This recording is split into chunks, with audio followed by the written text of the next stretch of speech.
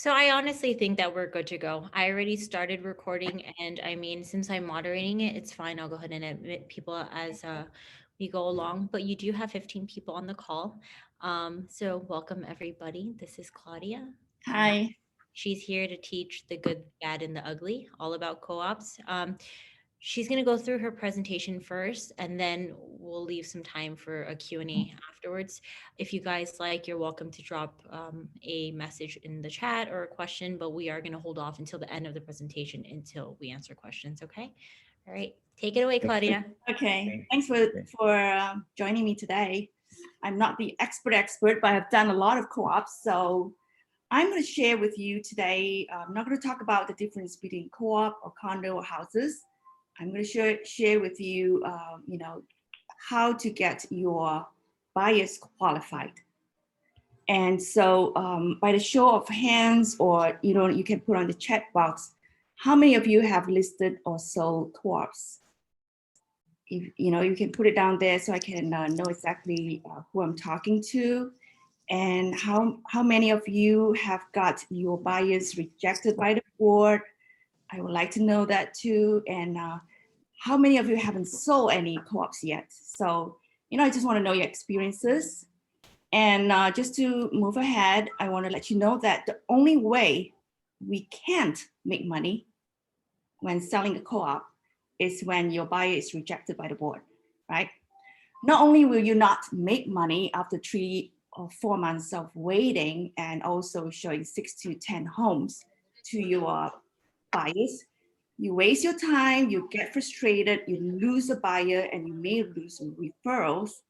At the same time, you may develop a fear that you will face another board rejection with another buyer. So let's stop wasting time and get serious and make some money. As you may already know that right now, first-time homeowners, home buyers, most of them can only afford co-ops. So you get a lot of people out there right now, first-time homeowners, wanting to buy co-ops. And then there are people who wants to leave town, go to the suburbs, and they are stuck in their co-ops and they want to sell it. So this is the time when they want to trade up, and then they're selling co-ops. So those are the people that we can look for to list their co-ops. So today I'm going to share with you one secret tool that I use all the time before I bring anyone for showing, and before I can, it actually helps me a lot. I have been using this tool, and it's a simple tool that I'm going to use and I'm going to share with you today. So this tool will help you to qualify your buyer quickly and easily by adding just a few numbers. It will give you confidence when talking to a buyer or a seller. It will eliminate doubts when you bring your buyers to see co-ops. It will make you look good and answer your buyers' questions like an expert. It will help you get offer accepted and not your competitors. And of course, it will make you money selling co-ops. And so one of the things I want to let you know is when I first started, I thought that with a pre-approval letter, it would be good enough to go and show properties, co-ops to buyers, but that's not true. A pre-approval is actually not enough because selling co-ops requires you to know every detail of your buyer's financial life. So I'm going to tell you the good, the bad, the ugly, of course, of buying and selling co-op by showing a journey of one of my buyers, and let's call him Jim. So I met Jim while showing an apartment in East Elmhurst in 2018. Jim works, in a prestigious building, an apartment in Manhattan, super, and he was looking for a one-bedroom apartment, Jackson Heights. So for over 1 year, he was looking at homes, looking at apartments with another agent from another company. And when I saw him, so, I just asked him a few questions. So he told me that he was working with another agent. And so I said, okay, no problem. Since you're working with another agent, I'm just not going to touch you. But maybe you have somebody that you can refer to me. So I got his number.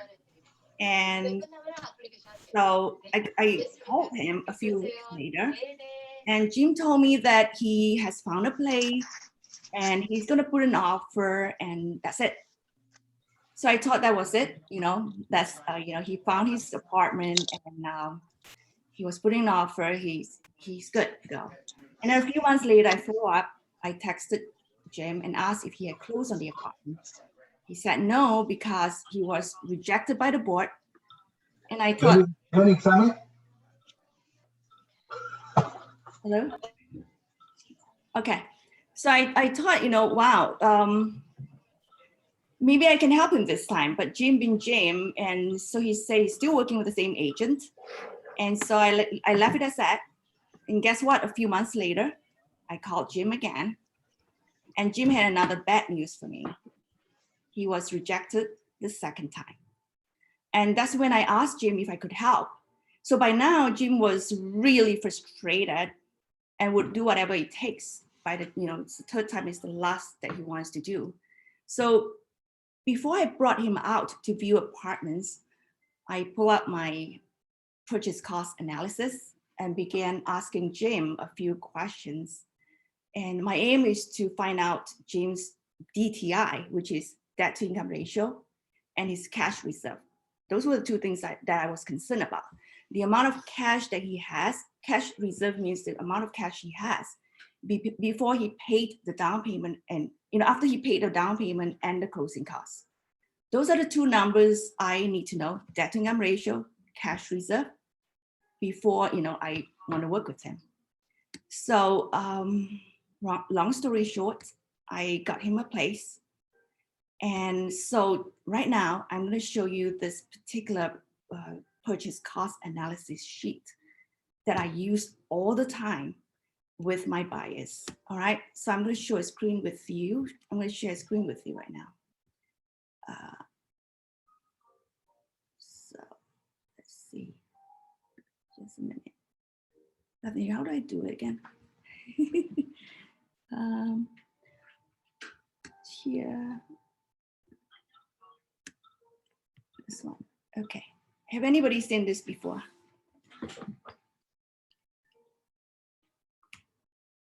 So I'm going to share this with you. Bethany, how do you take this off here? Okay. So I'm going to show you why Jim was rejected the first time. So Jim was, he was looking at an apartment that was $270,000. So I'm going to put it here, 270. And the down payment requirement was 25%. So this is what you need to do. I'm going to share this with you, okay? This particular sheet that I have. So 270,000, 25%.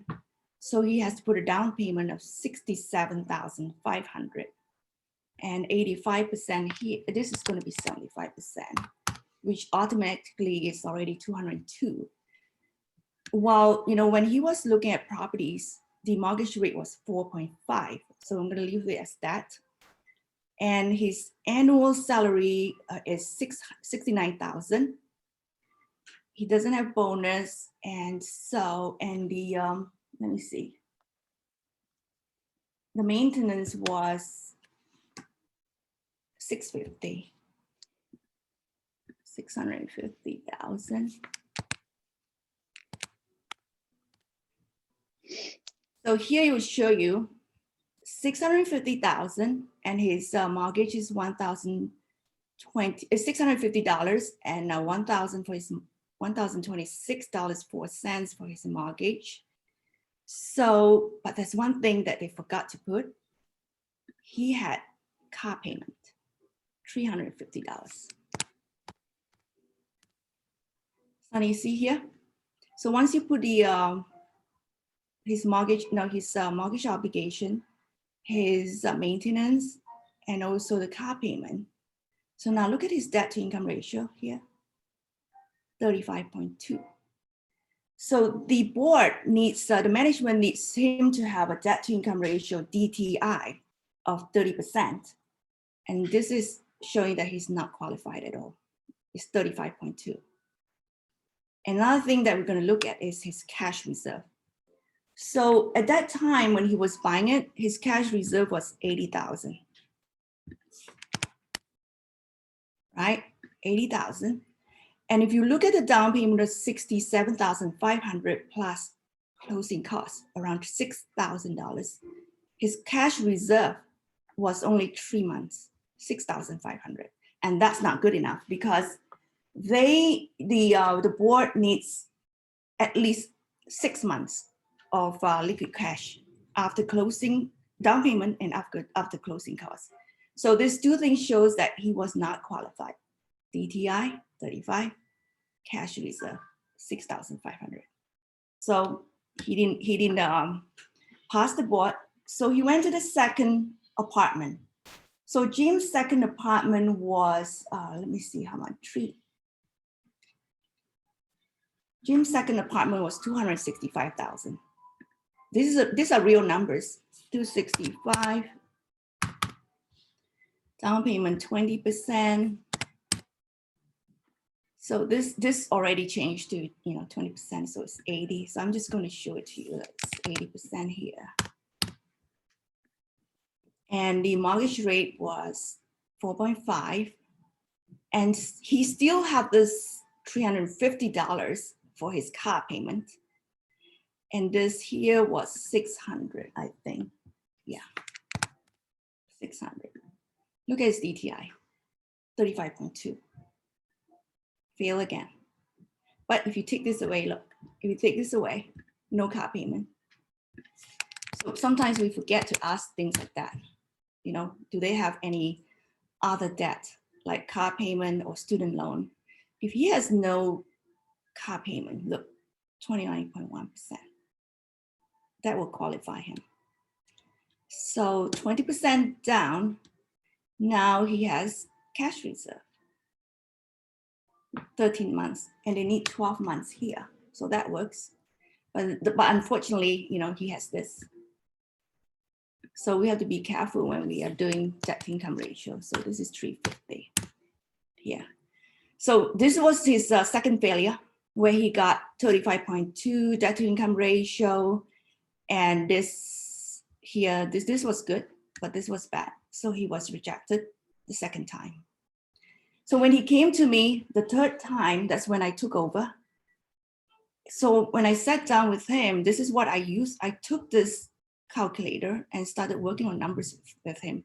And I couldn't understand why he was not qualified, because I didn't know that he had this until I, asked him more questions. I found out that he has this car payment. So the next thing I did was, I said, let's not look for a place for you first. Let's pay off this, because he had $80,000 in the bank. So he had $350 per month. He was owing the car company $10,000. So I said, pay off $10,000. So this will be zero, and then we'll work on your cash reserve. So I asked him, where can you find cash in your home? Maybe you have some cash or some gold coins or some gold, whatever. So he was able to sell some stuff and bring this up to $85,000. So $5,000, $85,000. He also got some money from his family, another $10,000. So paid off this here, no car payment, zero. And increase, so when he paid off this 10,000, he had $70,000 left, but he has cash at home, $5,000, and cash from family, another 10,000. So he got 85. So we sat down and so I found him a apartment, which was a for sale by owner. The asking price was $259. We got it down to $245. This is what happened. This is the real thing. 245. It was in South Ridge, 25% down payment in Jackson Heights. So 245. South Ridge needed 25% down, and South Ridge also needed this annual salary of above 65,000. So he was good. And so we got this 25% down payment for $245,000 was $49,000. And this, of course, is now 75%. change. So you see 4.5% at that time. And now look, no car payment, but this was 625.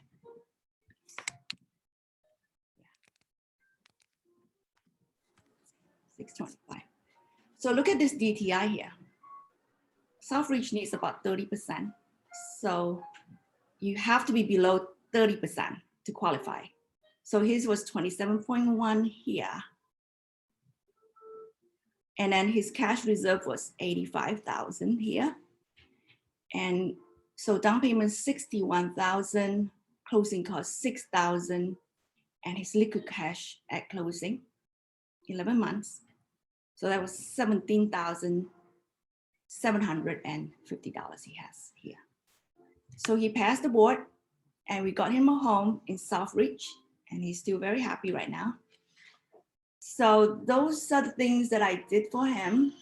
And so what I'm trying to say here is that, you know, if you are working with buyers for co-op, you really have to know the numbers, the whole financial picture of their life. So pre-approval is really not just, it's just a piece of paper.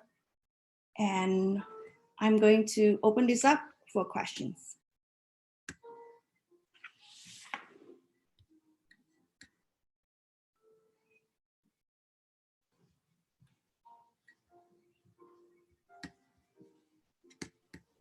Okay. Hi, I have a question. Sure. So, What's your name? can you explain a little bit like debit service ratio? What again? The debit service ratio from total income, how you calculate? Oh, the debt to income ratio. Yeah. Okay, so let's go back to this thing that I shared earlier.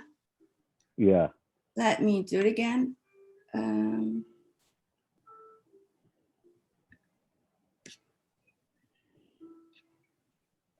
Okay.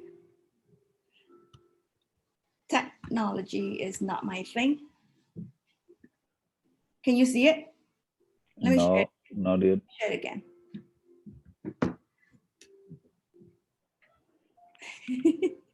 Let's see.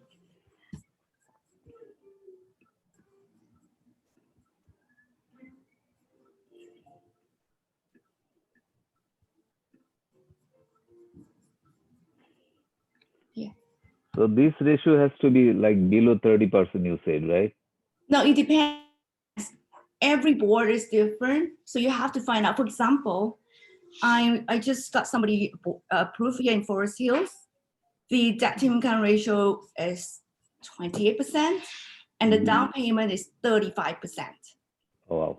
So you have to work on that.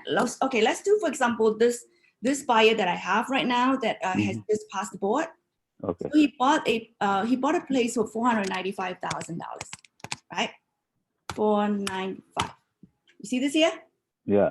495,000, and the management needs him to put 35% down payment.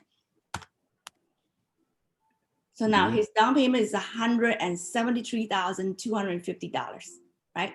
Here, so here actually is actually 65, because this thing doesn't work that way, but he's already showing $321,000. That's his mortgage.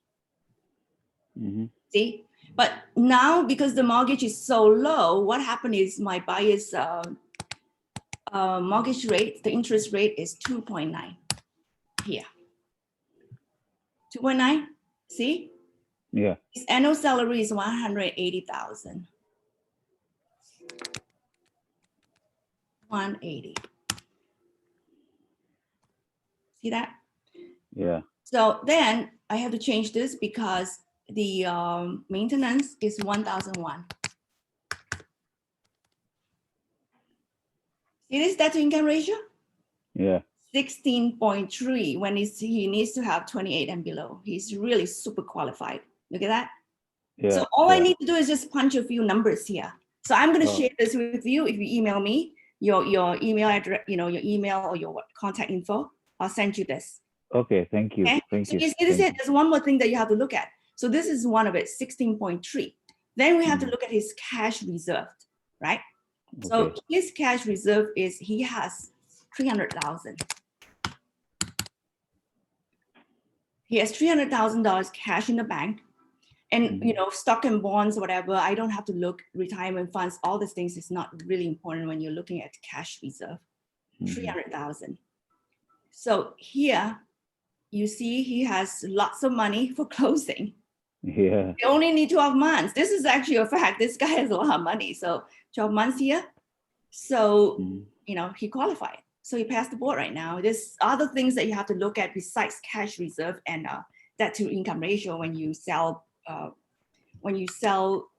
co-ops. There's way more than that, but I'm just showing you today just one particular thing. So do you have anybody right now that you are showing properties? I can just punch some numbers here for you. No, not yet. No? Okay. All right. That's a good question. Yeah. You got Good, it, right? Yeah. Thank you. Yeah. So I'm sending my email to you. Sure. So these are the two things that you need to know before you even bring them out.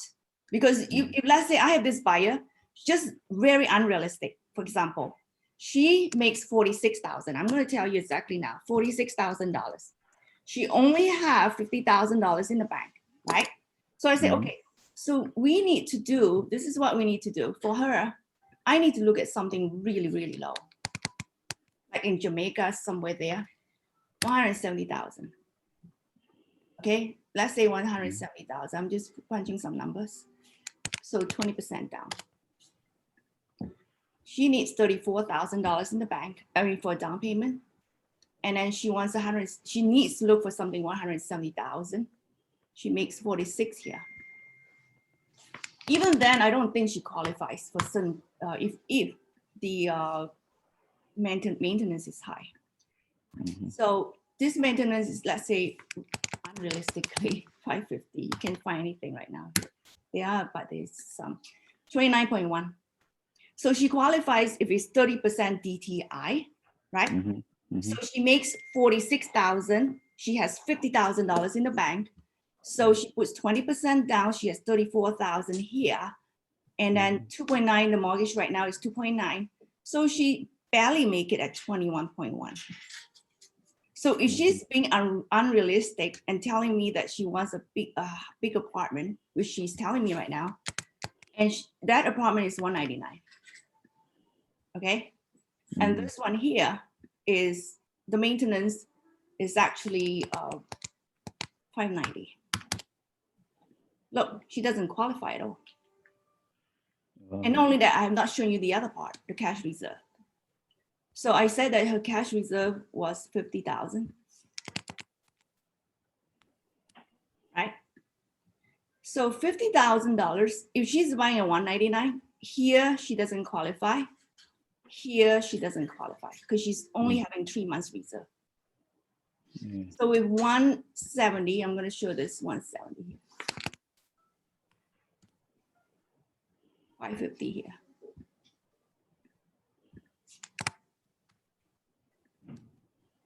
Nine months, pretty close. If they need 6 months reserve, so she's fine. See that? Yes. Yeah. So this is the thing that I use all the time. Anybody else? Hi, can I ask a question? Sure. What's your name, sir? Yeah, I was wondering. I do have some buyers who want to buy a co-op. They want to spend around 250, 260. Now, you have 25% to put down. Is that all they need? And their income is, enough for 1 bedroom for the complex they're looking at. So what else do I need to be concerned about or look at? Okay, let's use this and then we will know what we need. Okay. So you said that he can buy 250, right? Yeah, they're pre-qualified for 260, something like that. Okay, no problem. So he's pre-qualified for 260, 265. How much does he make per year?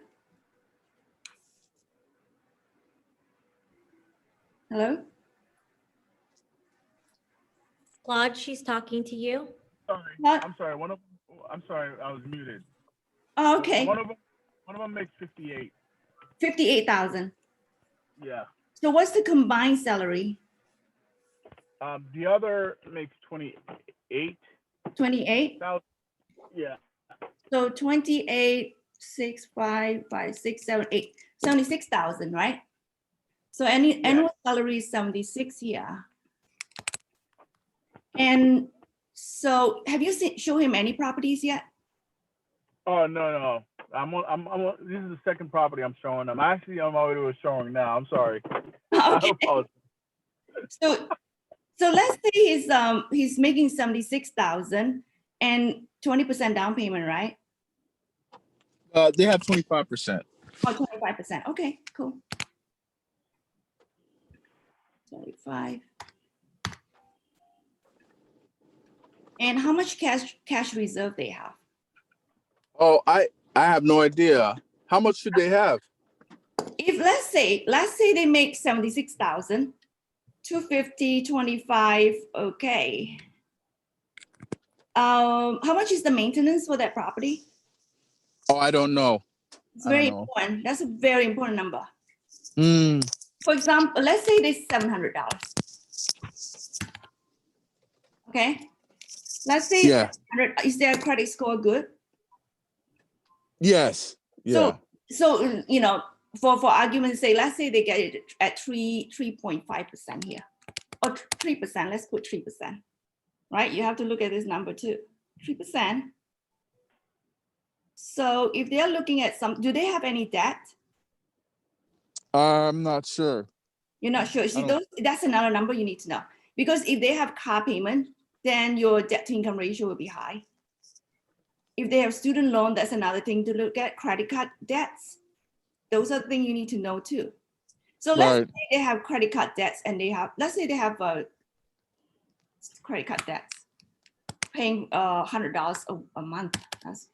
I don't know. I don't know about this credit card thing. So let's say they have a student loan that they have to pay $100 a month. Okay. So that will increase the DTI. You see that? Yeah. Right. And then cash reserve.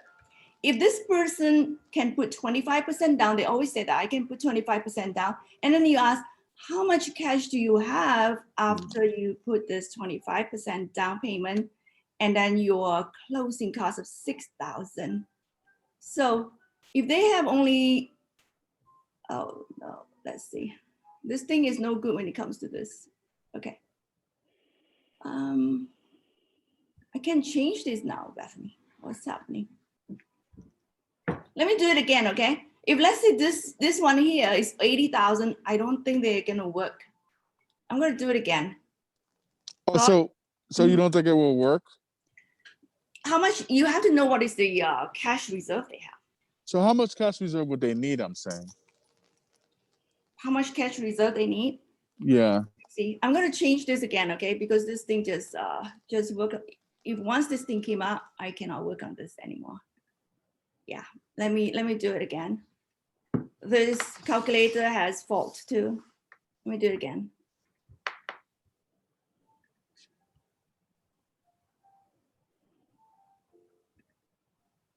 Okay, I need another calculator. I'm just gonna do it by hand, by memory. So let's see. I need this again. I'm gonna unshare this.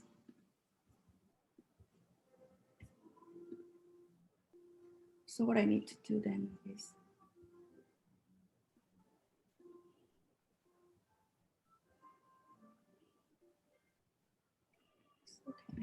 okay, cool.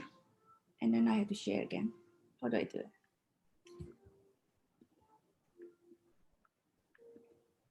Okay, Claude, are you still there?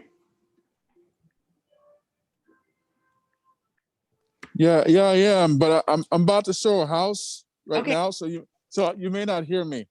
Okay, so the Sorry. thing again. All right, we will talk later. No, go ahead. Yeah, Go I'm ahead. trying to do my cash thing, but I don't know. It's technical difficulty. I don't know how to. Oh, okay. Okay. So how much in reserve you think they would need? I'm trying to use my calculator.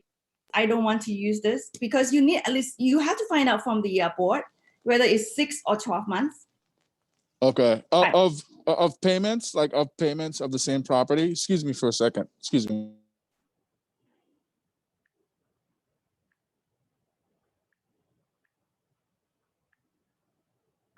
You just do it. Claude, just a moment.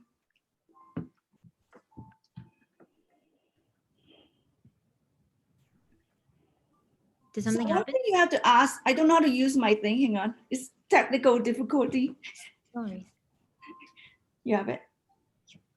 Okay. Simple.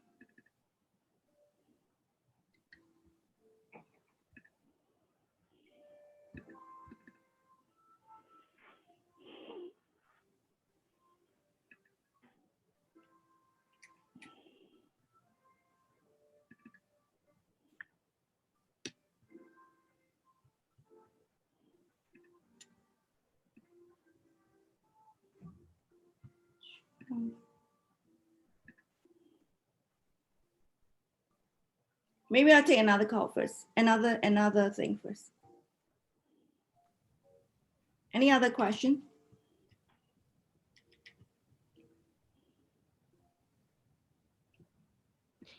Please feel free to unmute yourselves if you guys have another question.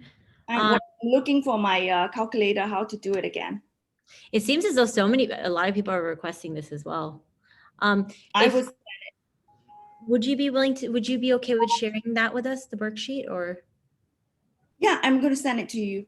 Awesome. And then Yeah. what I'll do, everybody, is I'm going to send it to Bayside's Bayside will send it out to you guys, and then I'll send it out to our office. Feel free to unmute yourselves if you have questions. This is the time. Okay, I got this up. All right. How to share this?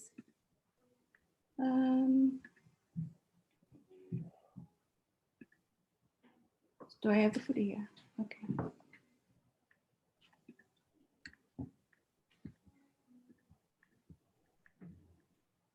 Okay, got it. So can you see this now? Okay. Claude is not there now, right? It's recording. Claude, you're still here. He's here. He's there? Okay. If you want to mute yourself. Number again for him. I forgot the number now. Was this 260? Claude? Claude? Maybe he's on the phone. He's not there. I think he's showing a place. He's showing, it's okay. Nice. So any more questions, anybody?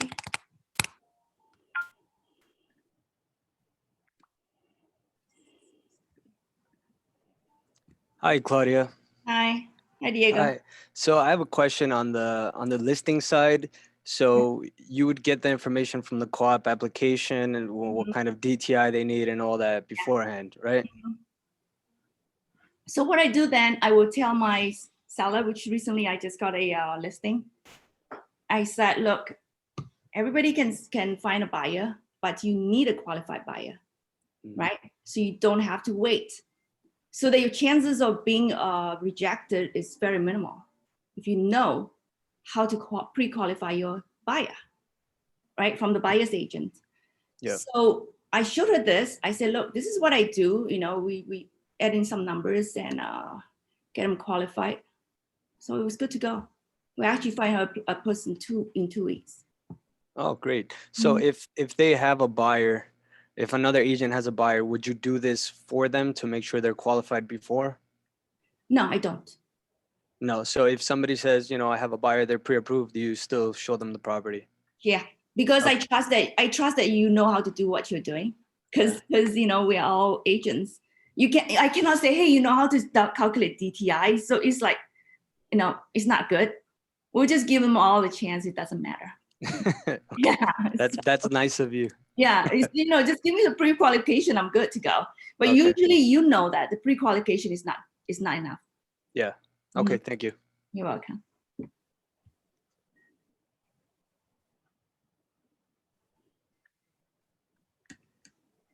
Hi, Claudia, this is Juan. I have a question, if you don't mind. I don't mind. Okay, good. It's actually two. From the selling part side, What is it that you need to collect from the board besides the application? Is there any other documentation that you need from For me, the board? I always ask what is their DTI, right? And of course, get the application, get the financials, get the I need to know the numbers. Sometimes, you know, like for Southreach, they have this amount that you have to make minimum pay, so you need to know that too. And cash reserve is important. How many people they can put in the apartment, because most junior 4 you can only put 2 adults and 2 children, 2 young children. You cannot put 3 adults. And then 1 bedroom, 2 adults, 1 child, or some, you know, if you have a teenager, you cannot even buy a one bedroom apartment for the family. The family will not qualify. So does that answer your question, Juan? Yeah, yes, that does. And then from flip tax also is important. okay. Yeah. Now from the buyer's agent, when it's kind of similar to the question that was just asked. What will you need from the from the buyer's agent when they say, well, you show the apartment, they want to surrender, they want to provide an offer to you? Is there any other documentation that you require besides the offer? For offer, most important, I don't really care about pre-approval at all. For offers, I want, even if I'm representing the buyer, to really get my offer accepted and, you know, to make them want to work with us, is I send them a full credit report, right? That's important because that shows a lot about your buyer, whether they have debts or whatever. You know, it's also good for you. So a full credit report that I get from Credit Karma is free. Okay. Credit Karma, I need their pay stubs, 2 pay stubs, most recent pay stubs. I need their 1-year tax return. I want all their bank statements that shows that they have the cash reserve and also they have the money to put down for down payment. Okay. Yeah, so it's every detail possible. And what else? 1, 2, 3. That's it.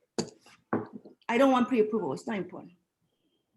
Okay, great. Thank you so much. That answered my question. Anybody else?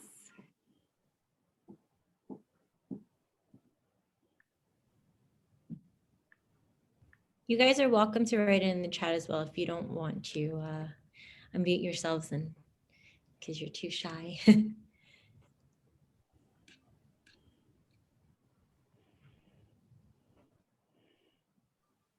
Hi, this is Khairul Baki. I have a very common question. I just want to know, because you're working with co-op, you're the expert. So I'm a new agent. So most of the people, not most of the people, many people, they're thinking like co-op will be not a real property. So if I say something to the buyers to bias or impress them, buy a co-op because you don't have enough money, you know. Right. So being a first buyer, you can go for co-op. So what would be the dialogue or script, you know, what I need to say them to buy a co-op to impress them or motivate them? Share my experience, my own experience. Okay. Yeah. For example, 30 years ago, I live in Flushing. I rented a 1 bedroom, and the owner wanted to sell it to me 30 years ago for $40,000, a 1 bedroom. Right? So I said, no, it's not a real property. No, it's not worth it. But anyhow, I moved to Long Island and I bought a house. But can you imagine if I bought this apartment for $40,000? I remember this property very, very well. It's on Franklin Avenue in Flushing, right? 40,000. Today I checked, it's around at least $320,000. If 30 years ago I bought it for 40, This time I sell it for 320. How much do I make? Oh, it's huge. Yeah. Yeah, it's a lot of money. So Mhm. that was one thing that I share with people. Yeah, it's not real property. It's true, it's not real property, but it's also it's a property that you live in. I actually live in a co-op right now. I live in a co-op. I used to live in houses, but I'm downsizing. I'm actually living in a co-op. And co-ops go up, goes up in value just like any other properties, even though it's not real property. So Okay. if I had this, if I have like 10 of this, can you imagine? $40,000 each, right? If I Yeah. have 10, how much money do I have right now? Was near to trillion. So if it, it's the same thing. If they don't have the money to buy a house, they can continue renting if co-op is not real property. Okay. Does that Yeah, answer the question? yeah, it's convincing. Yeah. That's the main point. Yeah. Thank you. It's a real thing. Yeah. Mhm.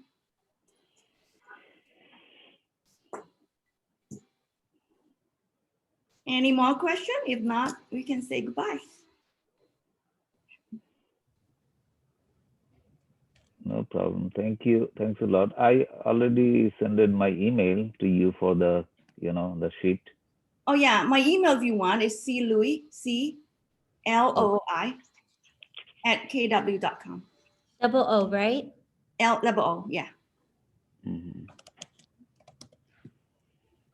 So yeah, everybody, she will be sending me the sheet, so I'll go ahead and forward to Bayside, the Bayside office, and then also to our office here in Jackson Heights.